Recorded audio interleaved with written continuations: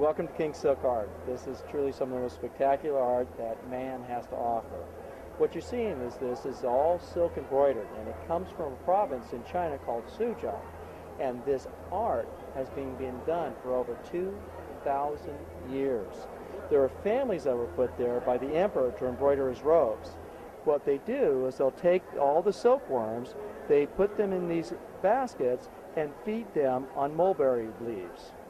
Once the silkworms have matured, they spin into a cocoon.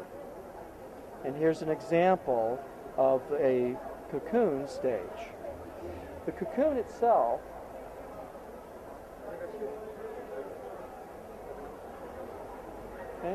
and what they do with this is they'll take a vegetable dye, permeate the silk with the dye. So what you're looking at is an organic to an organic. So the dye becomes a permanent fixture in the silk thread, and so it will never lose its color. They can get about 2,000 feet out of one cocoon of that very, very fine fiber. This is thinner than a human hair. They'll then take this and literally just start stitching it. As part of it, the first thing they'll do is they'll split the thread down to a specific count of the thread itself. The thread starts with a total of 16 strands. Depending upon the quality of the piece, they will determine how many strands they use to actually do the work.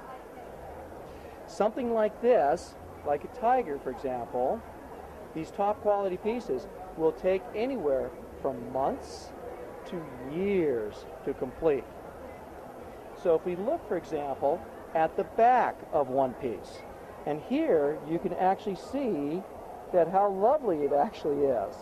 And if you were to rub your hands over it, you can actually feel the little knots. This is actually one of the key elements to tell you that this has actually been stitched by hand. So in fact, if you turn it over, and there's the front. Absolutely wonderful.